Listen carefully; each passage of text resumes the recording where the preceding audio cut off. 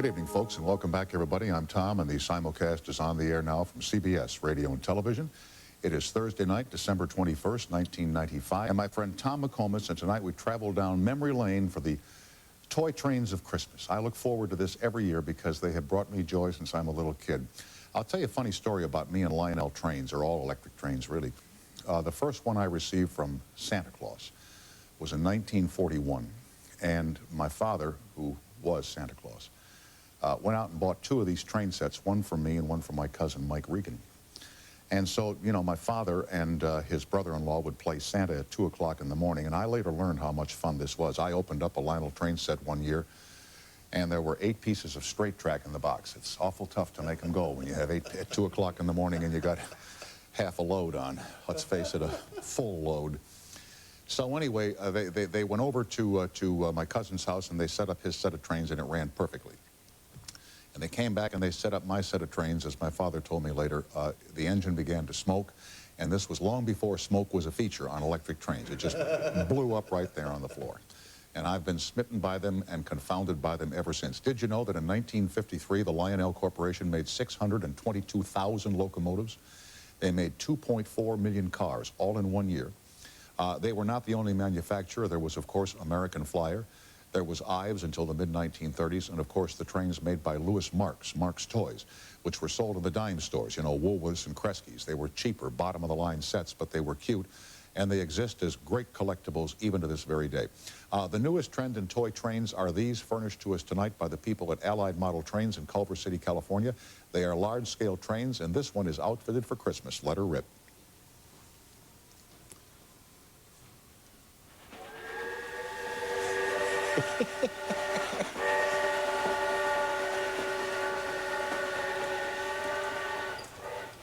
Pretty neat, huh? I especially, of course, you know the accessory that I'm batty for on this particular train set would be the water tower, except that the water tower has the incorrect name on it. Water tower says Season's Greetings. Water tower ought to say Tom Snyder. Water tower coming up on your screen any second now. Magic of TV. That's a good-looking one, huh? Yeah. Yeah. Put it in the car. The miracle of television. His latest video is called A Lionel Christmas. We're happy to have Tom with us on the Late Late Show. We did a show over at CNBC a couple years back that they're still talking about. They weren't watching it, but they talked about it.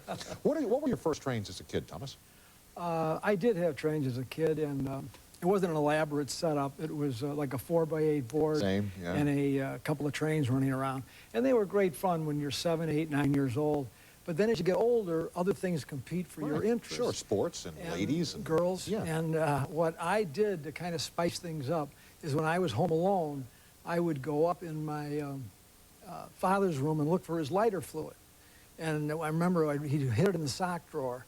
And I would root around, and it was a red and yellow tin can, blue and yellow tin can with a red spout. I think it was either Zippo or Dunhill.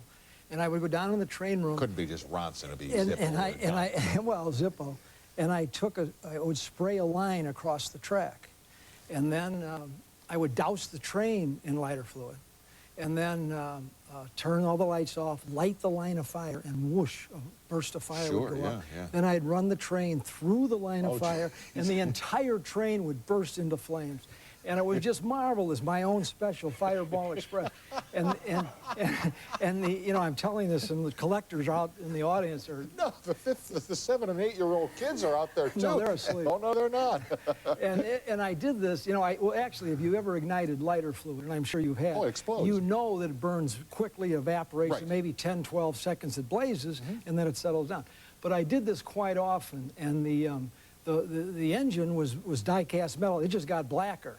But the cars were plastic, and they kind of got misshapen and distorted. Yeah. And then, as irony would have it, 30, 35 years later, I'm doing all these trains, videos and books about toy trains, and I'm doing a story in San Diego, and the guy has a magnificent setup, big layout in the middle of the room, and trains all over the shelves on the walls. And when we get all done with the shoot... Who is this, Sefton? I think so. He brings me into his living room, and he says, Tom, I would like to show you how it all got started. This is the first train set my dad gave me when he was 5 years old. And there it is in pristine condition under glass.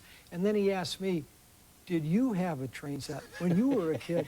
And I look at his, like the day it was born, and I think of my distorted, blackened, twisted, burnt-out hulks that used to be my train set, and I said, no, I never did have a train set. but let me add one thing. You know, if you can get some of this funny stuff into the videos, you know. I want to add one thing to that. That was a youthful indiscretion, and I have since taken a 12-step respect for toy train program, and I haven't set fire to a toy train in, 35, 40 years. Fabulous. What happened to toy trains? They went away for a while, like in about 1965, 66. Well, the 60s. Trains were big in the 50s, but not in the 60s. Where'd they go? What happened? Well, slot cars? Fads. Trains come and go. Toys come and go. And I think the enduring quality of trains and the reason they have survived for 100 years, Lionel will be celebrating its 100th anniversary in the year 2000, is because, number one, of the quality. You can't get away from the fact that the trains were very well built. And also, they're fun to play with, so they'll come and go, but they always come back. Yeah, and American Flyer, they're still produced by Lionel Trains, They're produced by Lionel. Marx? Marx is, there's a new Marx Corporation producing trains outside of Chicago, and they're just started about a year ago, and they're producing, they just had their first catalog, and they're back in business. Anyway, we've got some of your videos, and I want to get as much action as we can here to show people what can be done with imagination. Do these need your narration, or are these self? Well, we'll look at the monitor. All right, okay. The first one is called Elaborate Layouts. So roll that, and Tom, you'll take us through this, okay? This is, these are two layouts designed by Broadway set designer Clark Dunham. One is in Des Moines, Iowa. The other is in Williamsburg, Virginia. This is American Railroads on Parade. His layouts feature elaborate backdrops. Oh, my goodness. This is Dick Kuhn's car rail layout in Detroit. And I think it's the biggest pre-war layout ever built. It's 1,500 square feet. He was the former owner of Lionel Trains. He still retains part of ownership. This is a layout in Pennsylvania, a copy of the Horseshoe Curve in Altoona, that Phil Klopp's layout. This is Stan Roy, the man who owns the world record for simultaneous train operation. I think he runs 36 trains at one time. Oh, jeez. Everybody seems to have a different area of interest, either beauty or run the most trains at one time, or have the most beautiful original standard gauge equipment. What's this? This is the Lionel Visitors Center in Chesterfield, Michigan. And this is an example of a beautiful American Flyer layout. It's in Seattle, Washington, and Mike Coliseus built layout. These layouts are like, I mean, they take a lot of work, and they're like works of art. You know the thing that strikes me, because I have a little layout at home, nothing as elaborate as this, but I finished off my attic to have a place to run my trains. Maintenance is a key operation here. I mean, track has to be clean, the motors have to be lubricated, wheels have to be oiled. There's a lot of maintenance and meticulous care involved with these things. They don't just keep running forever with no maintenance, But that's part of the enjoyment, tinkering with the trains, oiling them, maintaining them. No, that's not part of the enjoyment. Not when your eyesight starts to go. And black locomotives with black screws, and you can't. The second one, and then we'll do the break, is called the Hall of Fame. So these are what, famous electric trains? Right, these are trains that have collector items from starting with the 20s, I believe. That's a Lionel State set made in 1929. There were two versions, one brown and one green. Big, huh? Big, standard gauge. All these are standard gauge. Before the war, homes were big, so trains were big. This is the Blue Comet. Some people think that's the most beautiful train ever built. Two-tone blue. The cars were amazing. They were 21 inches long. There was detail on the inside, swivel seats. This is the American Flyer Mayflower, chrome-plated, also made in 1929. And we're looking here at 20s and 30s technology. Right. Wow. A lot of hand. This is some people consider this the best mass-produced scale model ever built. It's the 1937 scale Hudson. And the GG1, a model of the Pennsylvania Railroad, designed by Lowy.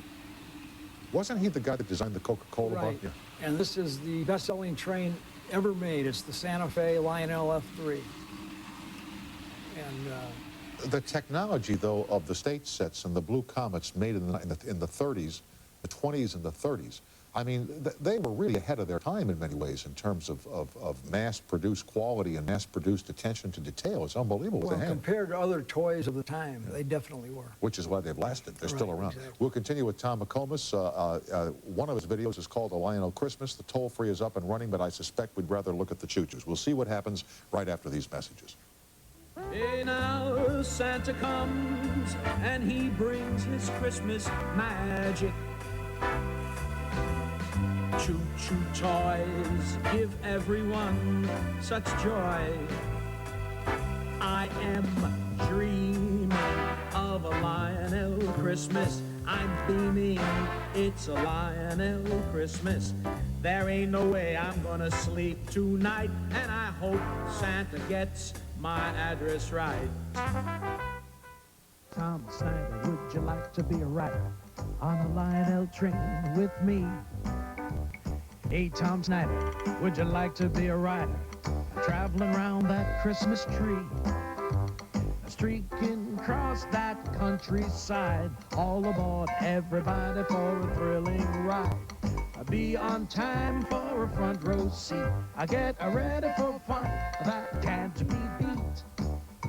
Desecrating fine Lionel equipment to put our logo on it. What the hell's the matter with you? When, in recognition of your long-standing enthusiastic and affection and support of Lionel Trains, when the folks at Lionel found out I was going to be on your show again, they made this special train up just for you, one of a kind, and they want me to present it to you. Wow. It consists of their flagship locomotive, the Chesapeake and Ohio Streamline Hudson. Oh, my goodness. And this one-of-a-kind Chesapeake and Ohio observation car that is complete with the Late Late Show graphics, your signature, Oh, my heavens. and your picture in almost every window. Oh, my goodness. So there it Oh, is, that is wonderful. and I know you'll enjoy it. I certainly will, and my thanks to the people at Lionel Trains. That is very, very, very nice. Jeez, I thought they desecrated a look. Now we'll go out to the collector's meets. This will bring the big bucks. Wait a while. Believe me, wait a couple of years. I'm gonna. My heirs will still have it. Right. Now the next one is called, and thank you to all the folks at Lionel Trains. I appreciate that more than I can tell you. Where were the rest of the cars? No, it's a joke. Oh, the car, 4 or 5 cars. Yeah, the sleeping car, the dining car.